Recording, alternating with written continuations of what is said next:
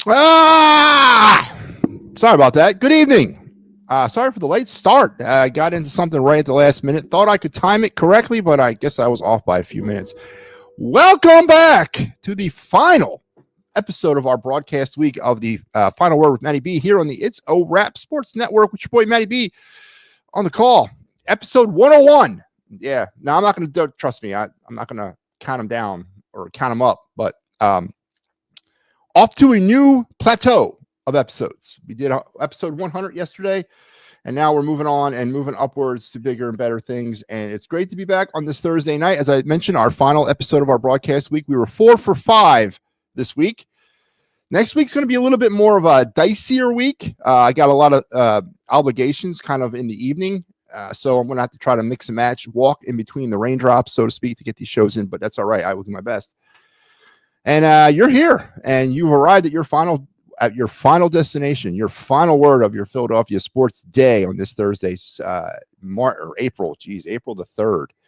And what is in the news tonight? We're going to continue the conversation that I started back around 4 o'clock this afternoon when I hosted the Fightins final. The Phillies, big time winners tonight, 3-1 over the Colorado Rockies, sweeping out the Rockies, and then setting the stage, setting the landscape for an early season clash with the defending champion Los Angeles Dodgers, who come into this game 8-0, but come in dinged up. An injury report just broke maybe a few minutes, hours ago, and we'll get into that and how that might affect what the Dodgers are going to bring to bear against the Phillies.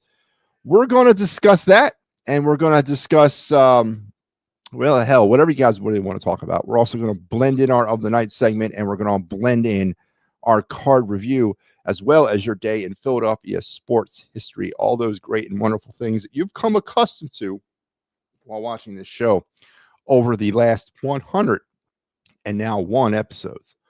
So let's get it going. Let's strap it in, strap it on, strap it up. Keep your hands, feet, and head inside the car at all times, and let's start, as we do every night. Before we start with our day in Philadelphia sports history, let me remind you that this network is proudly sponsored by all those who dwell within it and all the shows that are proudly represented here on the It's a Wrap Sports Network. And if you missed it, go back and watch it on the YouTube, because we had a premiere tonight. The Attacking Third, about an hour or so ago, premiered on this network. And I want to be very careful when I say premiered on this network. It didn't premiere for like ever. It's been around, but it premiered tonight on the It's a Wrap Sports, and I am very happy that they're here. Steve and Pat will no doubtly pull some great MLS Union coverage for those of you that are into that. And I know it's not my thing. I don't sit here and tell you that I know anything about the Union or MLS, but I know it's a growing thing, and I know a lot of people are into it, and I am proud to say that this network now covers soccer. So good job tonight, guys. Keep up the great work, and we'll be seeing you on future episodes. And then on Sunday, you're going to get a double dose of Pat, because he's going to be taking over the semi-permanent guest hosting duties of the wraparound on Sundays at 9 a.m., starting this Sunday, going to May 4th, because on May 4th, we're going to pull that show and put another show in there, where we're going to move the wraparound out of the Sunday 9 a.m. slot for another show. But Sundays at 9 a.m. starting this Sunday morning, you can catch Pat on the wraparound every Sunday morning at 9 a.m.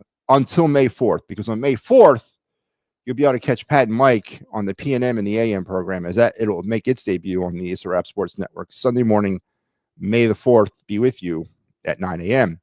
What we'll do with the wraparound at that point, we're still figuring that out. The wraparound will stay, but we might, I don't know what we're going to do with it. We'll move it around. We'll move it around the dial till we find a permanent home for it. And of course, right now, the jewel of the network is the Fightins final, and tomorrow night we'll be back. As I mentioned, the Dodgers are going to be one of our main topics tonight of conversation, and we will get you going with the Dodgers series tomorrow. Big Al, our man of our Friday man, will make his debut on Fridays.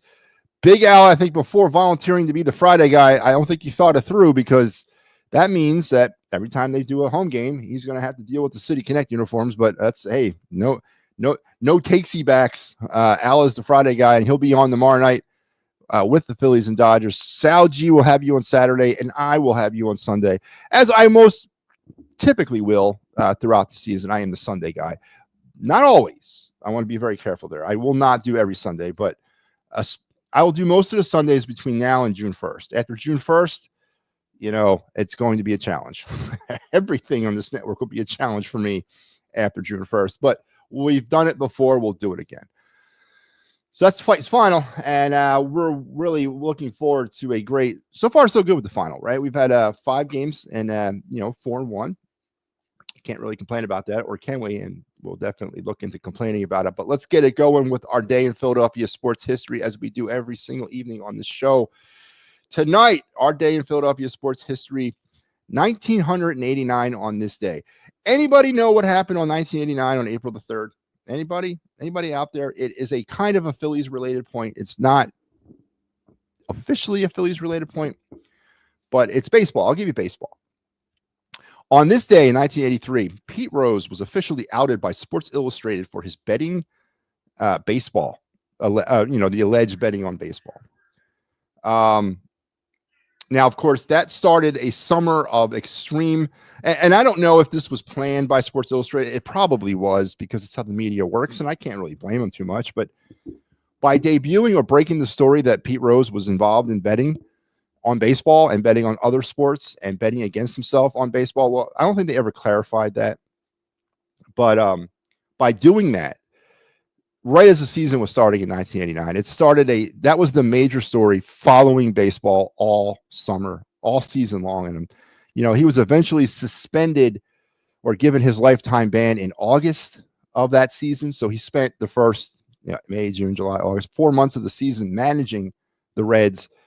But then he was suspended by Bart Giamatti in August, or banned, not suspended, but banned for life from baseball.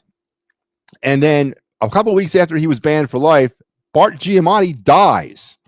Yeah, dies. Giamatti took over as the commissioner of baseball that winter, and he died on September 1st, 1989. Fay Vincent comes in, and of course, the legacy of what became the Pete Rose thing was born at that point. Rose finally admitted to it, I believe, publicly in 2004, that he did bet on baseball and that he did bet on the Reds. But now, with the way gambling is in this world, and the way, it's legalized every single place and every single time. Again, let me restate that. I don't know if he ever admitted on betting on baseball, betting on his team. He admitted to betting on baseball, right? Which I guess would be insider information violation of. I don't know. But with the way gambling has kind of taken over in America, isn't it somewhat hypocritical that Pete Rose is still banned? And of course, Pete Rose passed away this past year, but, and there's other things that are about Pete Rose's life that have come out since then that people are not very happy about. But with the way gambling is it, kind of silly that we're still talking about a lifetime ban? And then I had heard this somewhere, that I believe that the only person that could lift the ban was the person that imposed the ban. And of course, Giamatti's dead. I mean, he died a month after he banned him.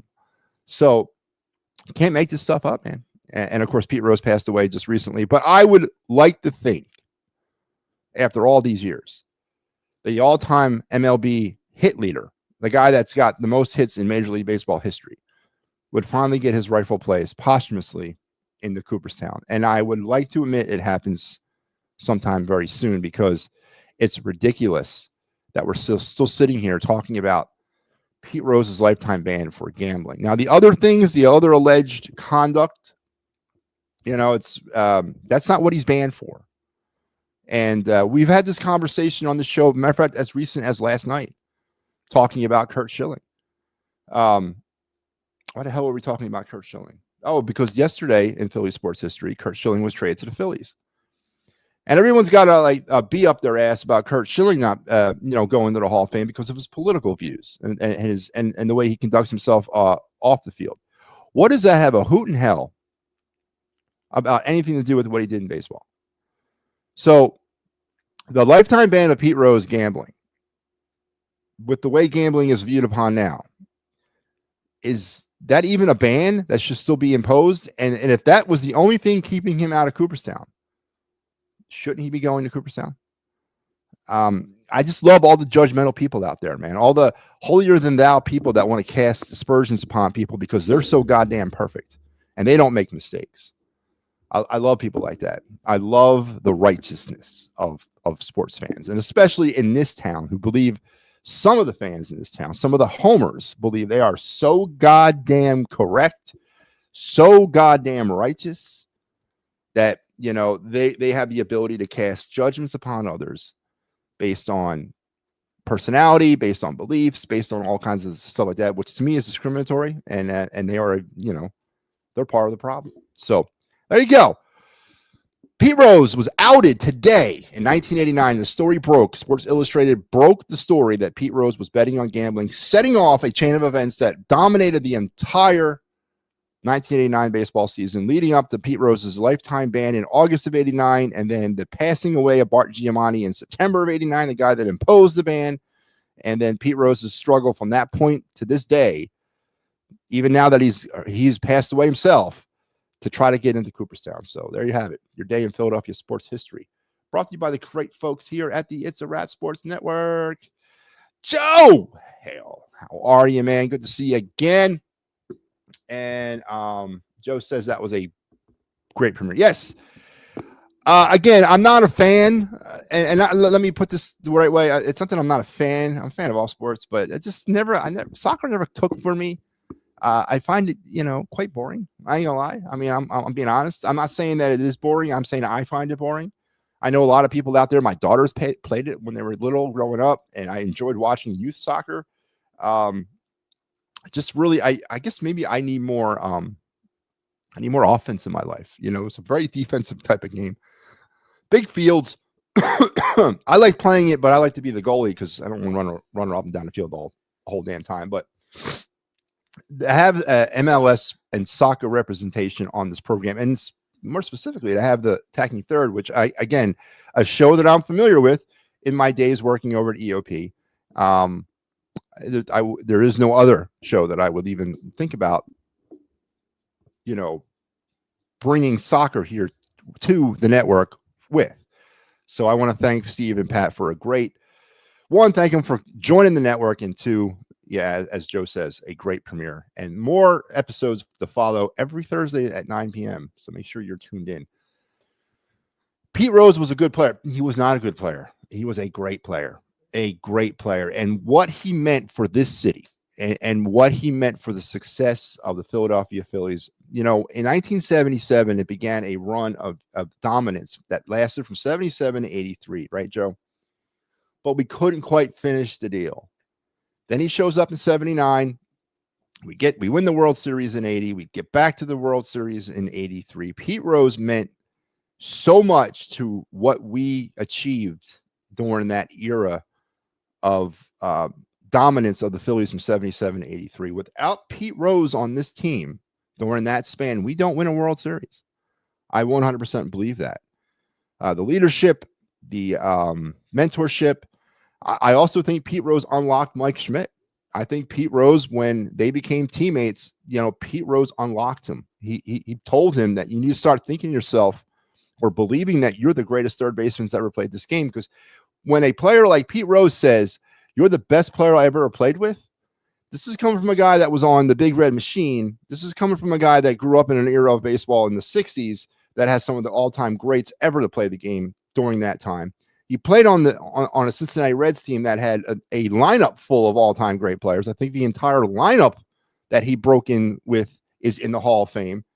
And when he says you're the greatest player that I've ever played with, I believe that unlocked Mike Schmidt. And I think Mike agrees with that. And I think Mike will always hold a special place in his heart for Pete Rose, as will I, because of what he brought in terms of making sure that we were able to win a World Series. So I will always stand with Pete Rose for his play on the field and what he meant to the sport of baseball while he played it.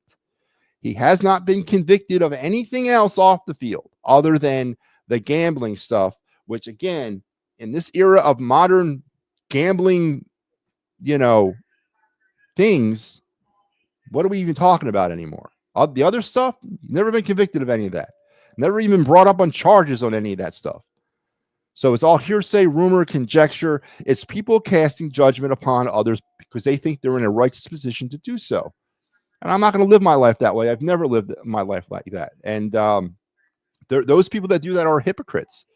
And, they are not part of the Philadelphia sports fan base, in my opinion. So I agree with you, Joe. He was I don't agree with you, Joe. He was a great player, not a good player. I agree. Pete Rose, yes, absolutely should be in the Hall of Fame. Who did the Phillies have to give up to get Pete Rose? Not a soul, because Pete was a free agent acquisition. Back when the infancy of free agency in MLB, he signed here with the Phillies for a 79, 80, 81, a 5-year contract that ran from 79 to 83. After that, he signed a 1-year deal with the Montreal Expos in 1984. Went up to Montreal, was traded that year at the trade deadline back to Cincinnati, to the Reds, where he then played for, I think, 2 years, 84, or finish up 84, 85 is when he broke the record from Ty Cobb's record, I believe, and then 86 or 87, somewhere in there, he became the player manager of the Reds, and then when he officially retired as a player, he took over as manager and was the manager up until his lifetime ban began in late August of 89.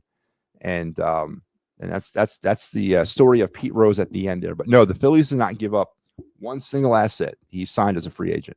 He was part of the very beginning of the infancy of MLB free agency. So Pete Rose was a free agent acquisition by the Phillies. But there you go. There's your Philadelphia moment in history, sports moment. What the hell? Moment in Philadelphia sports history. Good God, man. Wow. All right, folks, let's get it rolling. Tonight, we're going to talk Phillies baseball, right? I'm fresh off the Fighters final. I got all this great stuff still rattling around in my head. Let's get into some of the Phillies stuff. 5-1, folks. 5-1. 2 out of 3 for the Nationals and a series sweep of the Colorado Rockies. Now, before we start clamoring on Broad Street and starting to get our spots, where do you want to sit for the parade, we definitely have to put a lot of stuff into perspective. It's 5 games out of 162. It's the Colorado Rockies and the Washington Nationals. But I still believe in the essence and the purity of baseball at this point of the season, where every team at this stage believes they are a little bit more than what they are. Now, play always also dictates it, and the Phillies have been lucky because there's been some offensive slumps throughout the last 5 games, especially against starting pitching. The Phillies are still struggling to find consistent offense against starters. I believe now, 5 runs in 5 games off of starting pitching, which, that is something I'm keeping an eye on, of course. And it was the Rockies and Nationals because they had substandard bullpens that the Phillies were able to exploit and capitalize and all that. But at the end of the day, they found ways to win, and good teams find ways to beat bad teams, and that is the bottom line. And now, well, all the talk, all the I'm concerned, all the, what is this team? Might get answers starting tomorrow when the Dodgers come in. Sporting an 8-0 record. The defending Major League Baseball champions are going to boogie down with the Phillies in a 3-game set. It's hard to call it a crucial set. It's hard to call it a playoff atmosphere because it's in early April. And again, I think I said this on the final. I really don't understand why they would put a series like this in early April. And it might have something to do with the West Coast, East Coast thing. But, when you're looking at, it's like putting the Cowboys and Eagles in a week 2 game. I mean, it makes no sense. It's not, there's no hype there. I do believe the Dodgers and Phillies, when the smoke clears in the National League at the end of the year, will be standing at the end in the playoff hunt, in the playoff picture. So we will probably have another opportunity potentially to see these 2 teams play in a series, but why kind of go right now with it? Bounce it back, bounce it back later in the season when it could mean something, and when a playoff environment could be there, and it's summertime and it's hot and it's comfortable to go watch a baseball game. I mean, all the marketing things that having the Dodgers come into town later in the summer when people are, school's out and people are into their summer mode, a nice weekend series against the Dodgers would be big time money down there at CBP. Not in early April, 5-6 games into a season. Yeah, it's going to be fun, and it's definitely something that the team can probably throw up on the bulletin board and say, this is where we stand against the Dodgers. Now, obviously, if they get swept, Phillies, It ain't time to burn the boats. If they sweep the Dodgers, it ain't time to celebrate a World Series championship, which of course we will if we sweep them. If we take 2 out of 3, same thing. It's perspective. It's trying to keep everything on an even pace. But I don't think that we can underplay or downplay the fact that this is going to be a series that's used as a measuring stick to where the Phillies might be at this point in 2025. And I said it the other night as well. Going into the season, are you concerned 5 games in at that time that they can't seem to hit against starting pitching? And I use the thing that I'm not looking at the 5 games of 2025. I'm looking at the last 3 seasons and the first 5 games of 2025. I am, because when you say every season's new and every season is different, you're absolutely right. When you make changes to your team, but how new and how different is a season when you keep bringing back the same team? I mean, how different is that? It's not very different at all. It's the same people making decisions, the same people on the field, the same people that are held accountable. It's the same people. So how different really is the 2025 season from the 2024, 23, or 22 season of the Phillies? So you can look at it in that point of view as well, that this is just now another watermark, so to speak, in this team's maturation that's dating back since 2022. Or you can look at it that, hey, we're 6 games into this thing, and this is an opportunity to see how we stand up against an 8-0 Dodgers team that's the World Series champions. Now, news came out, and I just saw it a few minutes ago. Freddie Freeman has been put on the IL because he slipped in the shower. So the guys are smiling on the Phillies. So the Dodgers are going to come into town a little less potent by missing Freddie Freeman, as he's been put on the IL for a shower slip. Always unfortunate to hear about stuff like that. And players and regular people feel the same way when you do something stupid like that, where you fall in the shower. Like yesterday, I was standing out here. I was taking my dog outside. I slipped down the steps. I was wearing socks and I slipped off the steps. I mean, I didn't hurt myself. I skinned my knee a little bit, but I mean, if I would have broken my toe, twisted my ankle, which has happened before, I slipped on ice, you feel stupid about stuff like that. And I'm sure Freddie Freeman feels stupid, but he's going to be on the IL, and he probably will not be, obviously, in action this weekend against the Phillies. I noticed in today's Phillies game, they stole a couple of bases. They did. They stole 3, Joe, which was the largest output they had all season long. I think entering this game, they had 1 stolen base to their credit, and they went off, or they 2. They had 2 stolen bases to their credit, and they went off for 3, which was a really good thing to see. Because that was one of my concerns as well with this team early on in the season, was their lack of stealing base, and more importantly, the lack of the amount of stolen bases that were being taken from them. JT was struggling throwing runners out. Now today, I believe he threw out 2 or 1, but early on in the Washington series, especially, they were running rampant on him, and they've kind of actually tamped it down a little bit. So it was good to see them stealing bases today. Does Ohtani pitch this series? I don't think he does. I know Yamamoto's pitching tomorrow, and I know Yamamoto's pitching tomorrow, and Suzuki's pitching on Saturday, and that would leave Sunday. Let's take a look real quick. I don't think Ohtani is pitching on Sunday. Nope. Glasnow's pitching on Sunday, and he'll be opposed by Chris Sanchez. So it's going to be Yamamoto against Luzardo, Suzuki versus Nola, and Glasnow versus Sanchez. And the way I'm looking at their rotation right now is, well, actually, I'm not looking at their rotation. Let's see. Let's take a look at that. So there's their rotation going forward. He's not even in the rotation right now. He hasn't pitched all season. He's not in the rotation. I don't know if they're still holding him back, but Ohtani's not in the starting rotation for them. He hasn't pitched all season. Maybe they're still dealing with the Tommy John stuff. I mean, it's kind of hard to work your way back from that when you're a player like that, because you got to commit to pitching. At a certain point, Ohtani's going to have to commit to either being a DH or a pitcher, just based on his age and his body. It's just going to have to be. But Ohtani has not pitched this season, and he's not pitching this weekend. Yamamoto, Suzuki, and Glasnow will be the 3 Dodger pitchers, and they'll be opposed by Nola, Luzardo, and Sanchez, which honestly think, again, building up this narrative of a great potential series. And I know that Walker pitched today, and obviously pitching Walker today when they didn't have to pitch him, right? Because this could have been what's his face's fifth day. They could have gone right to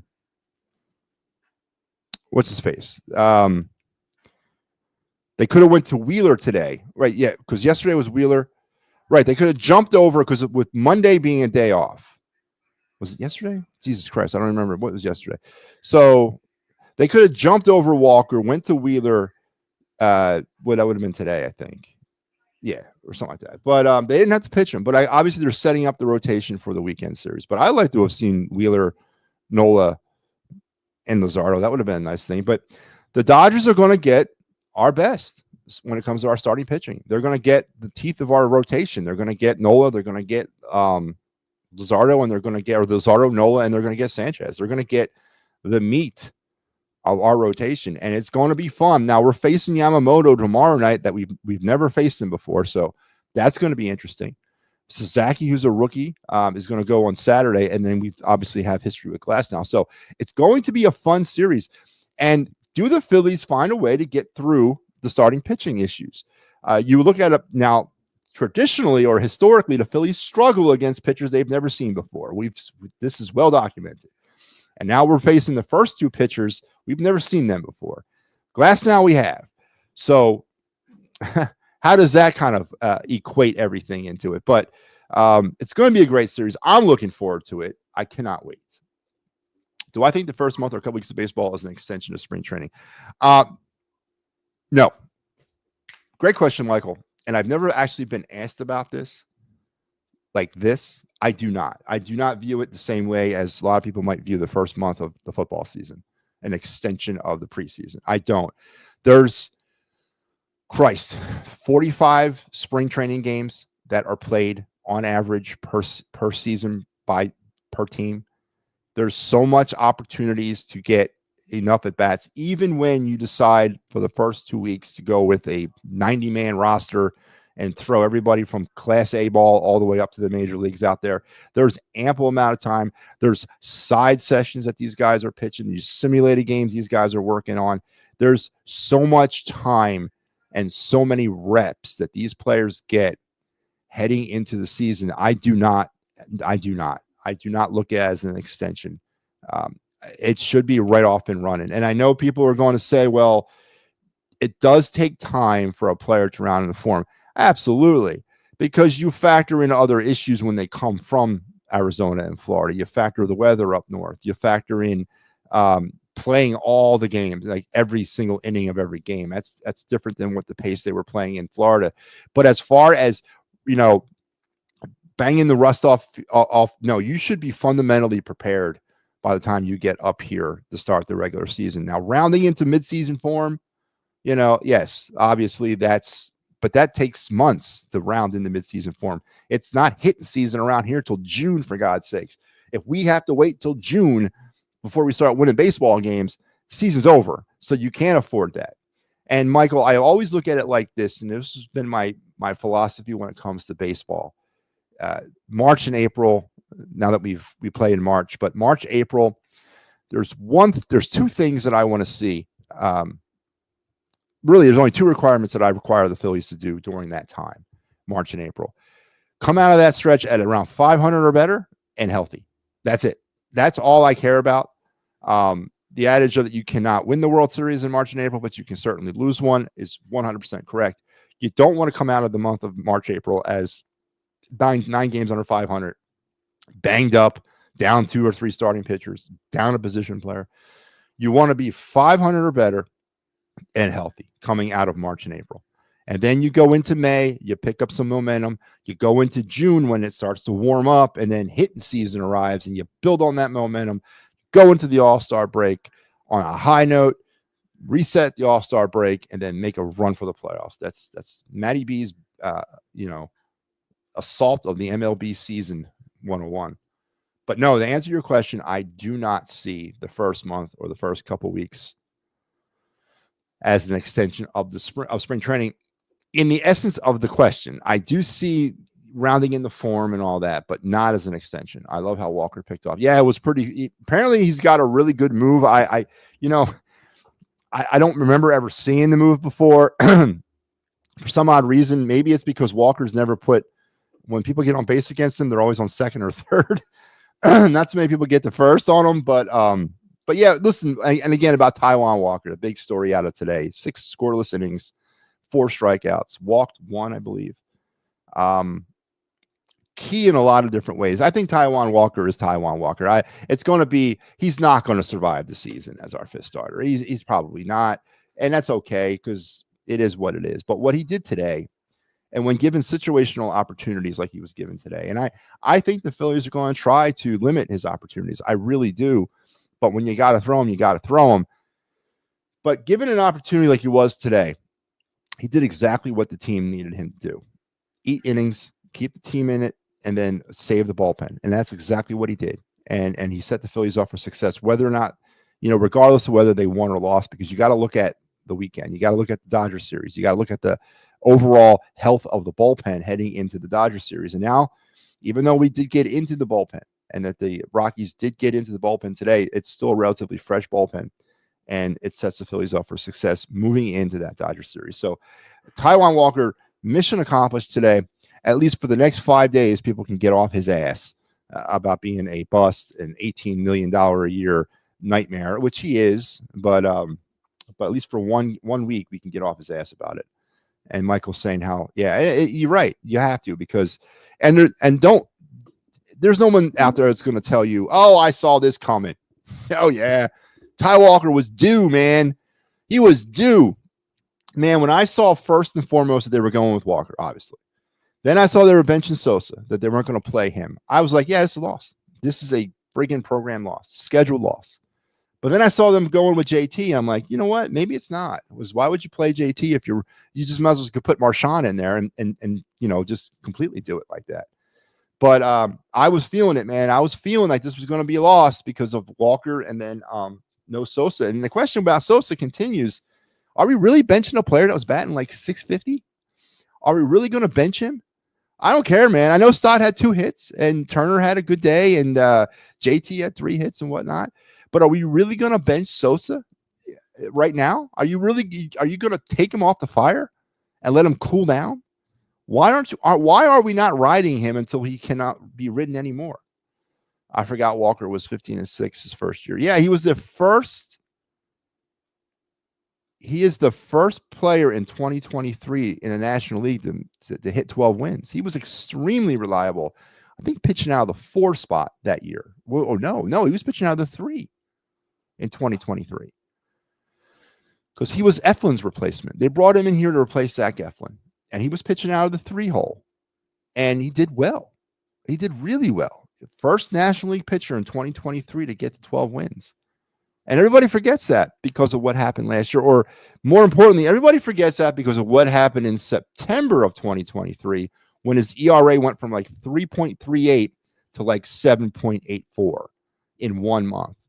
And then he was left off the postseason roster. And then all the drama occurred from there. Then he's talking smack about the team. Then he comes back and he hurt start 2024. And then he just completely falls apart there. So his first 5 months as a Philly, from April through August of 2023, were absolutely on par with the signing. He was a quality pitcher. And then starting in September of 2023, he disappeared, and he has never been found again. And you're right. It makes it for like what went wrong. He dealt with some injuries, right? He dealt with some injuries last year, and he tried to pitch through them. But starting in September of 2023, it all went south for the guy, and no one really knows why. I think Sosa plays this weekend. Yeah, have we waited? Have we missed the bus though? Joe is not playing him today. Is that going to cool him down? And now we're not going to be able to like continue to capitalize on him. I would not have benched him today. I would have played him. I'm going to play him till he goes like 0 for 5 in 2 straight games. Then I'll sit him. But yeah, I would have played him today, man. I think that was a mistake by Rob Thompson, which I get that tattooed on my forehead. But Phillies won, and they are now 5-1. The Dodgers are steamrolling through their schedule. But in the NL West, if you're paying attention to the standings, they're not that far ahead of they're only one game ahead of the Padres because the Padres are 7-0. So the Padres and Dodgers both out to amazing starts to their seasons. So the Dodgers can't even capitalize on that 8-0 start because the Padres won 7 and they're 7-0. So, but they are in first place and the Phillies are in first place and they are the defending world champions and the Phillies are the wannabe world champions. So all this is going to come to a crescendo this weekend at Citizen Bank Park and a 3-game set between the Phillies and the Dodgers. And here on the It's a Wrap Sports Network, do not forget, we have you covered for all the post-game shenanigans starting tomorrow night with Big Al. And the City Connect unis. God, they're awful. Man, and, Major League Baseball set up a rule. You have to use them for 2 years. So they can change them at the end of this year. They can come out in 2026 with a new City Connect uniform. But we're going to go through another year of this stupid, I don't know why the color scheme is the way it is, but they're back and they're coming back Friday night or tomorrow night. And God be with us. They were 6-6 wearing those things last year. So no surprise there. But they're coming back with the City Connects. Al will have you on Friday. Sal has you on Saturday and I have you on Sunday. And now, as far as I know, there's no more red pinstripes for the rest of the homestand, starting with today. Right? Because today was the Powder Blues because it was Thursday. Tomorrow's City Connect. Saturday is a 4:05 start, so it's an afternoon game. That means the cream uniforms, and then Sunday is always the cream uniforms, and then Monday they hit the road. So, or Monday they off. Yep, they're off Monday before going to Atlanta. So no more red pinstripes for the rest of the homestand. That sucks, man. That sucks when your home uniform gets completely washed away. But that'll be your Fighting's final schedule this weekend. Make sure you're back here with us all weekend long for all the Phillies talk. Every bit of it till it's coming out of your eyes or ears or mouth or toes. Do I think the Braves starting out 0-7 is a mirage? No, it's a mirage. They're just way too good. They're too deep, and they're too way too good, way too deep to be in this to be down forever. They're going to come back now. They got to turn it on soon because you cannot go like what we've seen it. Who was it last year that started out 0-13 or 1-13? Was it the Marlins that were through by the end of April? They got to turn it around. They got to rip off about 4 or 5 wins in a row here to get back into a manageable spot. But no, I don't think the Braves are done. Not in the least bit. They're too good. And they're too deep, and they're too talented. They'll pull it around. They'll pull it together. But the Phillies, in the meantime, have to win games too. And everyone else in front of the Braves has got to kind of separate themselves. But to think anybody's done after 7 games is a mirage, right? We've been in this situation before, not too long ago. 2023, 1-5 to start the season. You guys remember that, right? 1-5, swept in Texas, lost 2 out of 3 in the Bronx. Come home to raise up the NL pennant flag, 1-5 against the Cincinnati Reds. Do you remember that 2 years ago? So we've been through a similar situation, and 1-5 is not too far off of 0-7. And obviously the Philly season wasn't over because they ended up going back to the NLCS. So no, I do not think the Braves are done. The Braves are reeling and struggling mightily, but no. They are not done, and they will be back, unfortunately. But yeah, so it should be a good weekend. Freddie Freeman on the IL because of a shower slip, so that's one less Dodger we'll have to deal with. But we will see Yamamoto, we will see Sasaki, we will see Ohtani, we will see Betts, we will see the rest of them as the Dodgers will be in town starting on Friday night, running through Sunday. And if you can get down to the ballpark, man, really manageable times. I love them 4:00 starts on Saturday. I think that should be mandatory for every team. I think everyone should have a 4:00 game on Saturday. I really do. I love that start time for a baseball game. And, of course, love the 1:30 or 12:30, whatever it is, start on Sunday, and then the Friday night game. So hope you can get down to CBP and check out some good baseball because Phillies are playing well. I mean, they're winning, and they're hitting well at times, sometimes. They're beating up on bullpens. But how will our tune change if the Phillies get swept? If the Phillies come out of this series 5-4 and have gotten swept by the Dodgers, and it was not even close, where they couldn't score runs off the bullpen, they couldn't score runs off the starting pitching, and they were also like 0 for 38 for the series of the runners in scoring position. How will our tunes change 9 games into the season? It'll get ornery around here. So the Phillies are in a position this weekend to show the Dodgers and us and the rest of the world how good they really are, or another, mediocre weekend. So I can't wait. Tomorrow night, it all starts. So be there or be square. All right, let's move on to the other night segment here on the show. Again, our final episode of the broadcast week is Thursday. So that means we're done after this. So let's go with the other night segment.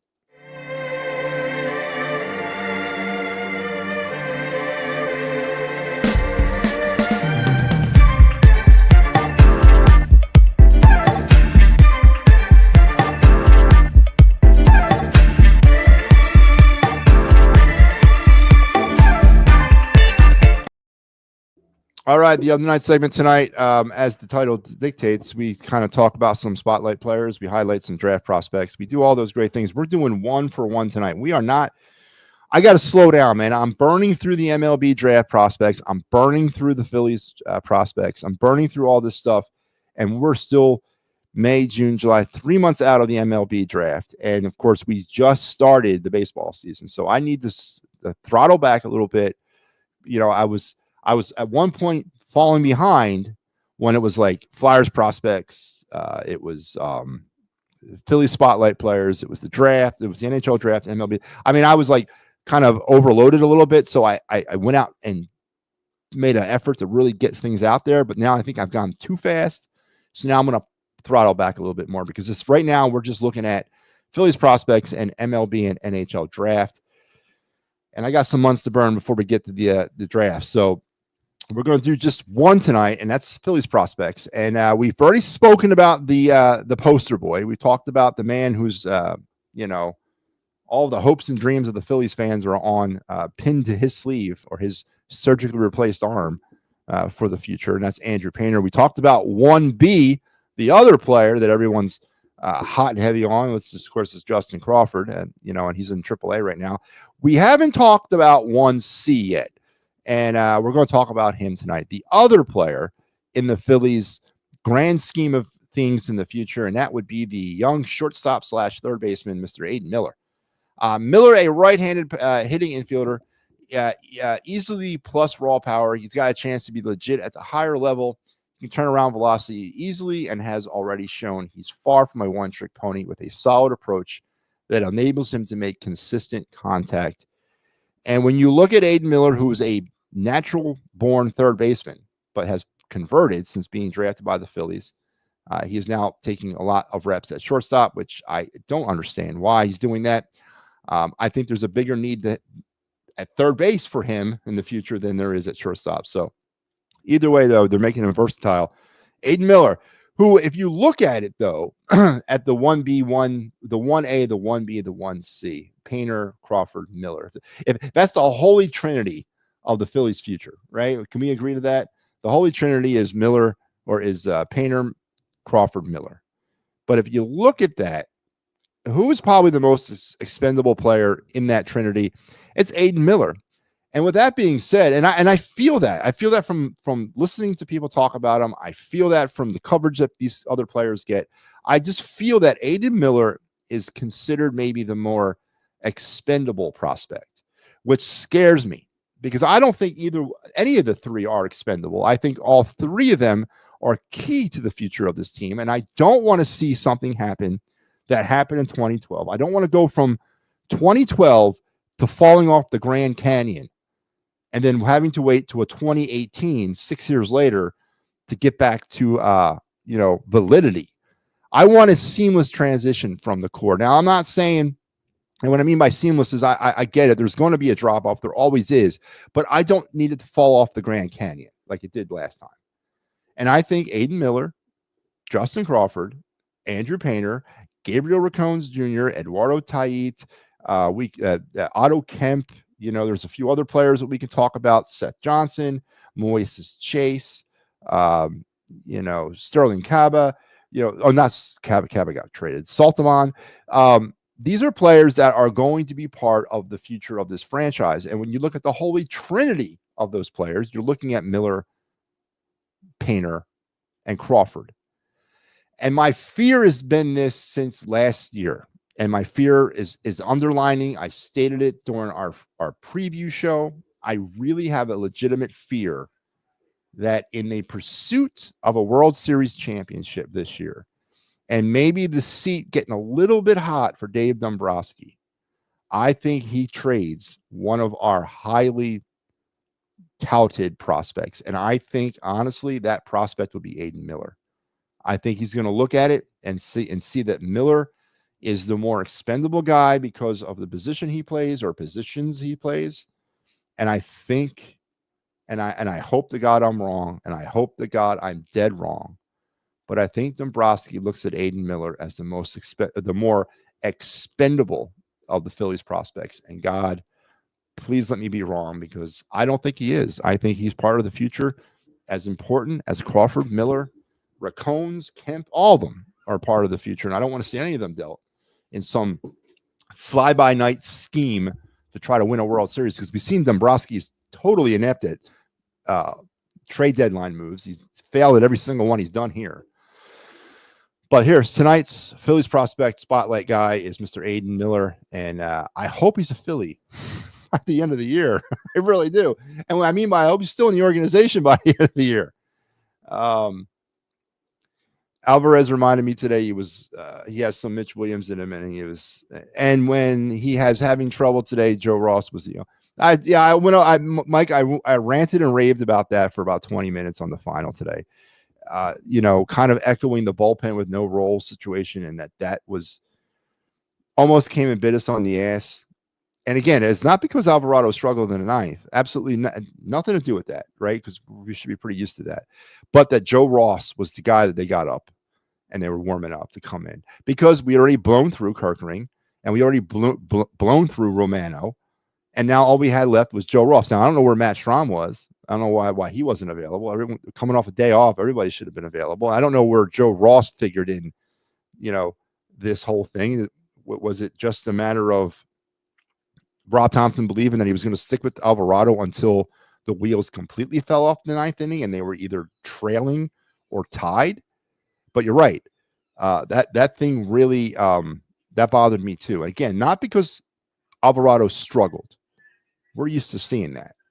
But the fact that they already blown through Kirkering and Romano and there was no other options but Joe Ross. Again, that's what happens when you have a bullpen with no roles. When you have a pitcher who's a late inning, high leverage guy who struggles, then you got no one to replace him with. So that's the Robbie Thompson issue is that I have too. Can Miller play the outfield in a few years? I mean, anybody can play the outfield, right? But he's being groomed at shortstop and third base, and they envision him taking over one of those they envision him on that side of the infield. But Joe, anybody can play the outfield. I think Turner will be the second baseman, and Miller at shortstop a lot sooner than later, and Stott might be traded. I would be okay with that. Honestly, I would be totally fine with that if that's what happens. I just don't want Dombrowski to trade Miller for some scheme I'm trying to win the World Series that'll backfire and we'll lose out on a prospect like that. Kirkering needs to be the 8th or 9th. I agree, 100%. I think we have 3 late inning guys: Kirkering, Alvarado, and Romano. And if Rob Thompson doesn't want to designate one of them the closer, fine. But just keep 3 of those guys available for the 8th and 9th inning. There's no reason Ryan Kirkering is throwing in the 6th inning. None. Not with his velocity, not with his stuff.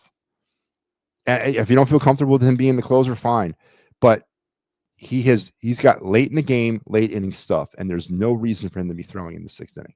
Not one. I said it earlier too, Mike. I don't care. Out of the 3, somebody be the closer. Just name somebody. Knowing that, then why the hell are you throwing Kirkering in the 6th inning? Knowing that you don't have any more late inning options after you burn through Alvarado, why are you doing that? What's wrong with Tanner Banks and Ruiz and Ross? Ross could have been in the 6th inning. Again, I don't understand. I'll never understand Rob Thompson. I never will. Never will. All right. So that was the of the night segment. Now let's finish it up here with my favorite part of the night.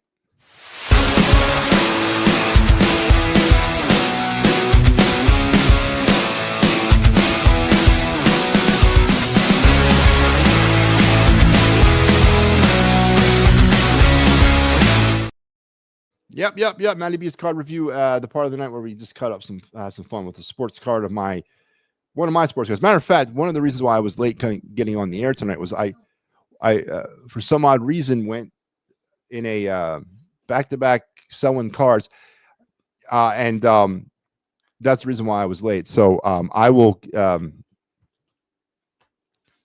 Here we go. Sorry about the card review. I'm being interrupted over here. All right. So let's go with our card review of the night. Staying with baseball, folks. One of the more dominant, speaking of closers, when you think of closers in baseball history, who do you think of, right? I'll tell you who I think of. I think of Dennis Eckersley, dominant closer of my youth. I think of Brad Lidge, right? Yeah, I mean, he was a dominant closer for a couple seasons with the Phillies and with the Astros. Think of Mariano Rivera, dominant closer. Tug McGraw, maybe to some of your older people. And then our card of the night, man, the guy that we're going to talk about tonight, Trevor Hoffman. That's right. Trevor Hoffman was a dominant closer in the mid-'90s into the early part of the 2000s. Might have been one of the best closers of all time. Just lights out. I mean, you talk about Enter Sandman, and this was the guy that you would call upon. He would last about a day with Rob Thompson, because Rob would be like, yeah, we're going to put you in the 8th inning, and Trevor Hoffman would laugh at you and walk away. But Trevor Hoffman, one of the more dominant closers in Major League Baseball history, was an original draft pick of the Miami Marlins and debuted for the Marlins in their inaugural season in 1993. Of course, we know him best for his time with the San Diego Padres, which was also in 93 because he was acquired that year in a trade, was sent to San Diego, the first mistake in the Marlins lineage.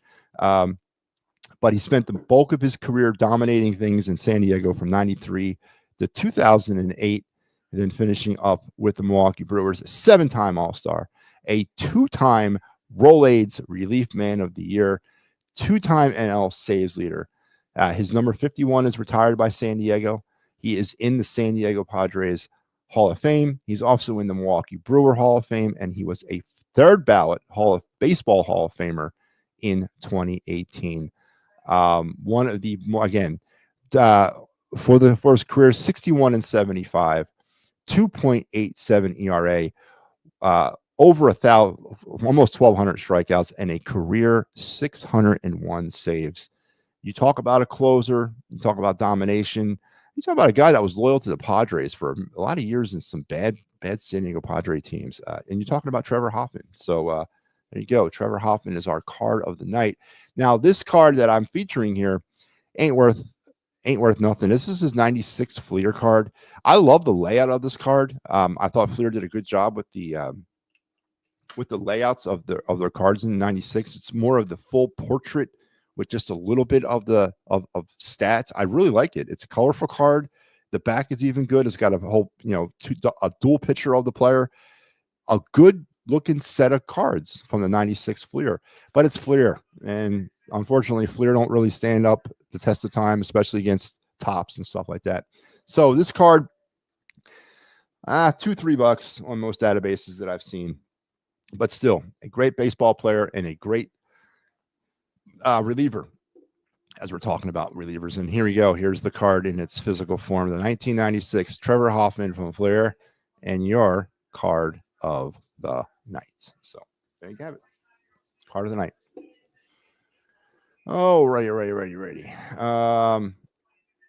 I don't want to see Romano in the 8th. Now, yeah, but that's what he was brought here for. Mike, I get it, but he's a closer, man. I know he had injury issues last year. I have faith that Romano, I still want to call him Romano can close. So I'm going to stick with him until otherwise. I know he hasn't had a great start to it, but I'm going to stick with him. Good show. Thank you, Michael. I appreciate it, man. I do. All right, that's going to wrap me up, folks. And that's going to wrap me up for the week. It's been a great week. 4 out of 5 this week. Did as much as we could. Busy day on the network. 3 shows tomorrow. We got the Fightins Final coming at you Friday night, and then on Saturday we also got the Fightins Final on Saturday night, and then Sunday morning at 9 a.m. Remember the return of the wraparound. This time with semi-permanent guest host Pat Bernard. Sunday morning at 9, and then right after that the Fightins Final, and then probably not me. I don't know yet. We'll see, because I'm going to be coming on Yeah, I don't know. We're gonna see. I'm not sure if I'm gonna do my show Sunday because the Titans final is not going to be right after the Phillies game. I'm just here to tell you that it's not. It's gonna be a little later in the afternoon. I'm going to be doing something up till probably around that 4:00 hour. So I'm probably not gonna be able to get the show until about 6:00 or so. So we'll wait and see about Sunday. But just stay tuned for some great fun here on the network over the next course of the next 3 days, and then as we continue to grow this show. If Stram's going to deal, who will the Phillies call up? Johnson, Seth Johnson, or probably Seth Johnson. Yeah, Seth Johnson, or I don't know. I'd love to say Abel. I would love to say that, but more than likely Seth Johnson. That's who I think they'll call up. Yeah, and they'll move him to the bullpen. All right, folks. You guys have a great night. Have a great weekend. And we'll talk again real soon here on this program. But remember all the great stuff we got coming up over the weekend. And yes, have a great rest of your night and even better tomorrow. See ya.